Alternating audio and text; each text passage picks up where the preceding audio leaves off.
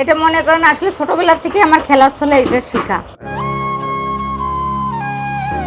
ছেলেবেলায় ঝাড়ুর শলাকায় কাগজ পেঁচিয়ে উঠানের মাটিতে লেখালেখি আর আঁকাআঁকি করতেন যশোরের নাসিমা আক্তার। সেই শখ থেকে এখন সাফল্য পেয়েছেন তিনি। নাসিমার তৈরি বীজযুক্ত কলম বিক্রি করেই এখন মাসে আয় ৩ লাখেরও বেশি।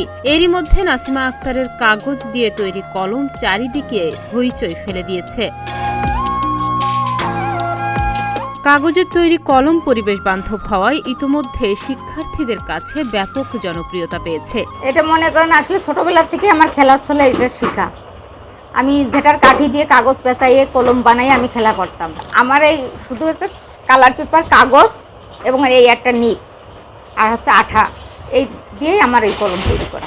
এখন আমার প্রতিদিন আমি ৩,০০০ করে কলম তৈরি করতে পারি। পরিবেশ বান্ধব এই কলম সম্পর্কে নাসিমা আক্তার জানান, ছোটবেলায় শখ করে কলম বানানো শেখেন, কিন্তু বাস্তব জীবনে এই শখ তার কাজে লাগবে এই কথা ভাবেননি। একটা কলম তৈরি করতে আমার প্রায় ৬৫০ টাকা খরচ পড়ে যায়। আমার মনে করেন এই কাগজ কিনা, কাগজ প্রিন্ট করা, কালার করা, তারপর মনে করেন কাটিং আছে, অনেক খরচ আছে।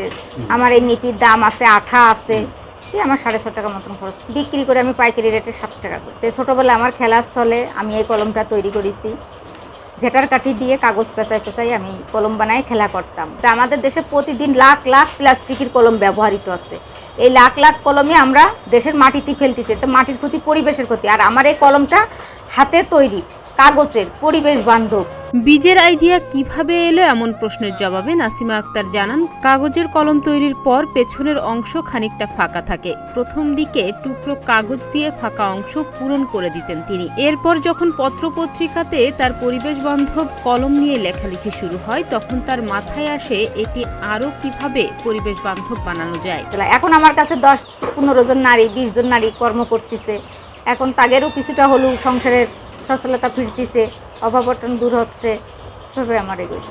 বীজযুক্ত কলম দিয়ে নাসিমা শুধু নিজে স্বাবলম্বী হয়েছেন তা নয়, গ্রামে আরও অনেক নারীর কর্মসংস্থানের সুযোগ হয়েছে তার কাছে। এটা পার পিস এরা একটা কলম পুরোপুরি তৈরি করে পরে ১-১.৫ টাকা ওরা পায়। আমার স্বামী অবসরপ্রাপ্ত, উনি তো যৌথ ফ্যামিলিতে যা ছিল শেষ হয়ে গেছে, উনি কানে শোনেন না, উনি একজন শ্রম প্রতিবন্ধী। এখন আপাতত তারা লেখাপড়া করে না, তারা সবাই আমার সাথে এই কলমের সাথে যুক্ত।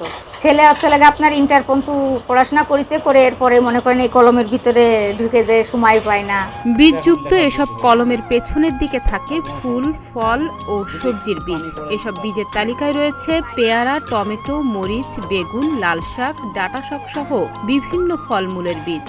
পুরোপুরি আমার ছেলে মেয়ে দুজনেই এই ব্যবসার সাথে যুক্ত। আমার ডেস্ক রিপোর্ট, প্রতিদিনের বাংলাদেশ।